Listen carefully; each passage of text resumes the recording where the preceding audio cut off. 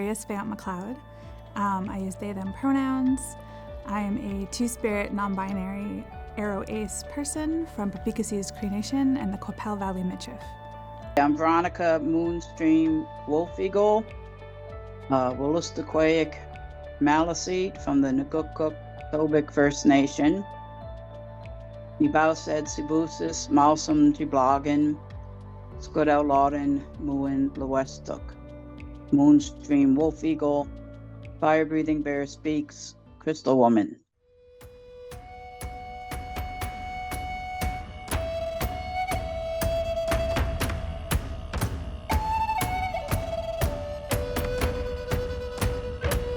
I always knew that I was different, and I also knew that it wasn't safe to talk about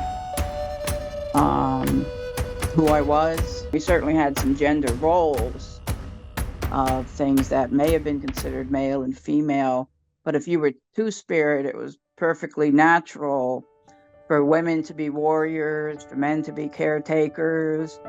You know, people did their own arts and crafts. A lot of medicine people were two-spirit because there were specific ceremonies that they looked, because we had that fluidity between our masculine and feminine energies, that, you know, we were good matchmakers, we were good mediators, and were looked upon to perform different rituals and aspects of our communities.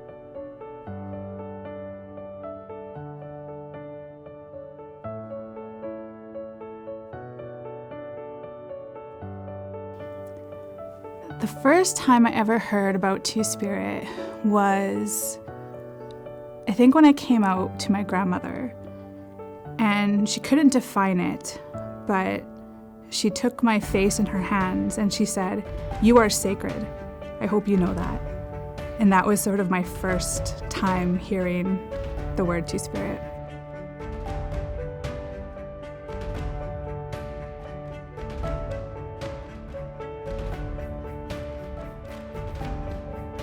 Two-spirit is, for me, acknowledging as a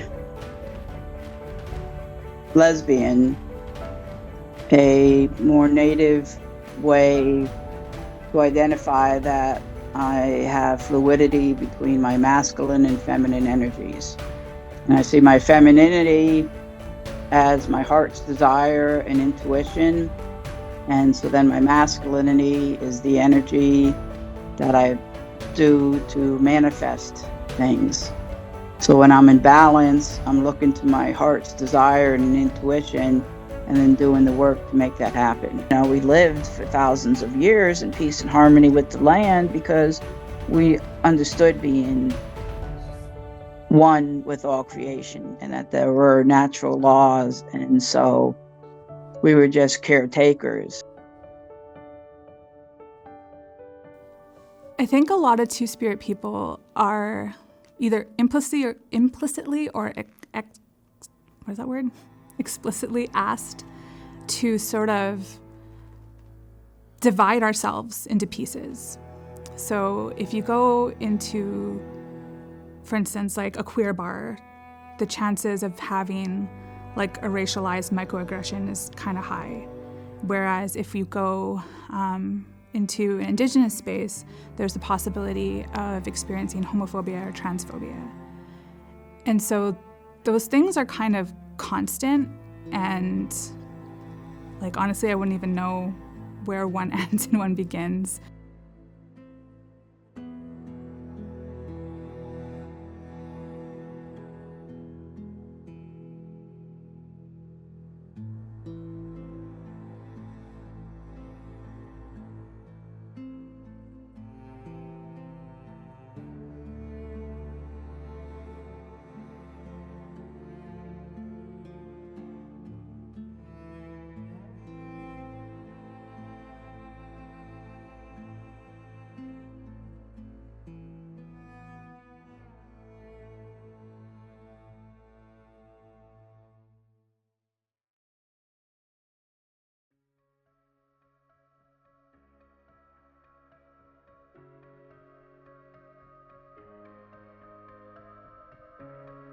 I think we really need allies to be stepping up with us against the sort of transphobic rhetoric that has been spreading across Canada. So like from New Brunswick to Alberta to here in Saskatchewan. The laughable concept of parental rights, where it's specifically named that to sort of get people's hackles up who don't actually understand the issues. And what this actually is about individual sovereignty.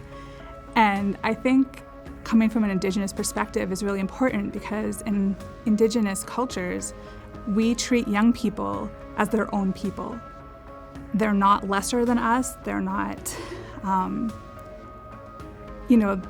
the experiences they have are just as important as the experience adults have. And so something like this parental rights bill, which in essence is basically just saying that you do not have the right to be yourself without your parents' permission, is just infuriating. And it's the opposite of decolonization.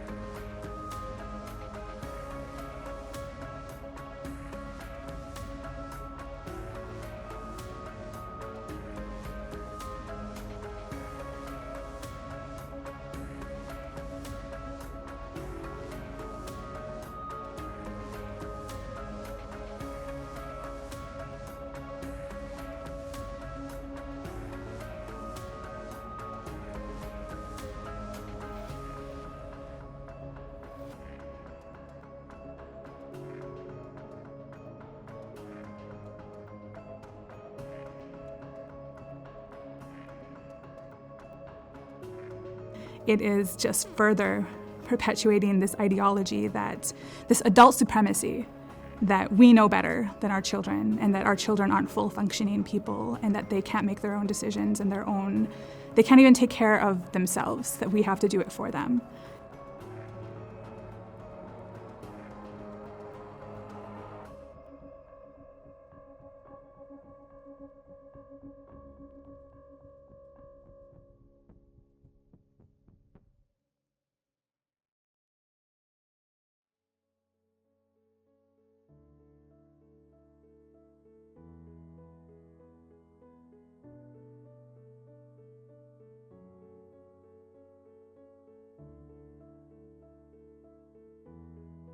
So that helped pave the way in my community.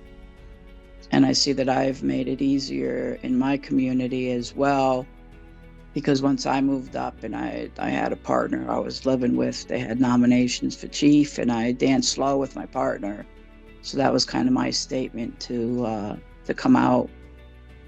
And so things have changed over the years, and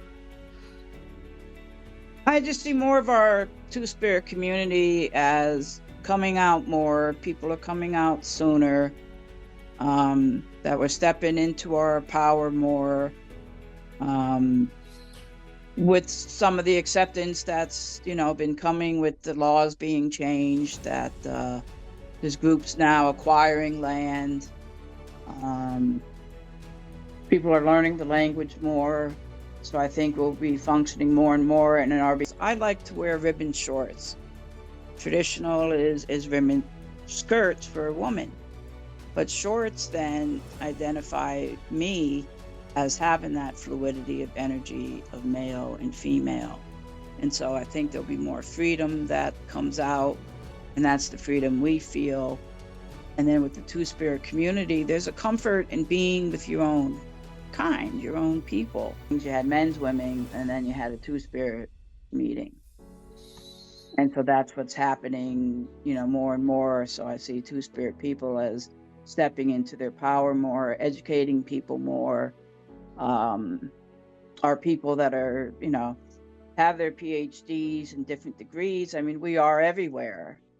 That's also a part about being a role model, is about doing that sort of conflict resolution and coming to those sort of partnership relationships or collaborations in a good way and with an open heart. And I find that gets me a lot further than what I used to be when I was younger, in my early 20s. And sort of criticism just felt like the end of the world. And I think I probably was a difficult person to work with back then. And so these days I try to teach,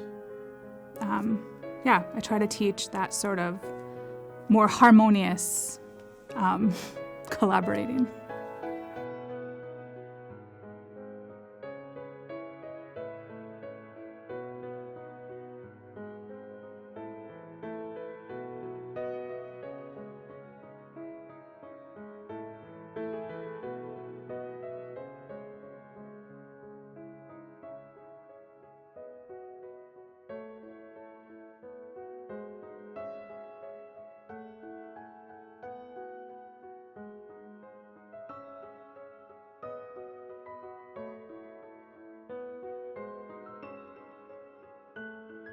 I think our collective goal is to reclaim our traditional roles and responsibilities within our own communities. And so that involves learning our languages. It involves returning to our ceremonies. It involves our elders taking on the responsibility of educating each other about the issues that Two-Spirit people face, for instance, ceremonial access. There are a lot of Two-Spirit people who would love to go to a pipe ceremony or a sweat lodge and feel like they can't because they're not sure if that elder is going to understand who they are. And there are, Indigenous leaders and elders who have, and we know what it's from. We know it's from residential school, but they have this idea that men and women are always separate, and they've sort of forgotten about the Two-Spirit people. So our hope, I think, at least in the people I surround myself with, is that our hope is that through the educating and sharing our stories and just being together, that we'll move towards reclaiming those positions in our communities. I think having these like the Two-Spirit social group and having the Newo Yotina Friendship Center grant us this space every other Wednesday, I do think it is really important because when things like this pronoun bill come along and they're just filled with such, honestly, like dread and like sadness and anger, I have found that one of the most powerful things you can do is when you're in that state is to be surrounded by people who feel the same way as you. And what's so wonderful about our group is we have people from all walks of life. We have like activists, and we even have like policymakers who do that as a job, like as part of our Two-Spirit circle here in Regina. And to be around those people and share our worries and our fears, and to really just feel like we're in this together, and it's not hopeless, and it's not, I don't want to be too combative, but if this is going to be a fight, like we have our backups, and we have people on our side. And yeah, I just enjoy the hope that comes with being around people who are on my side.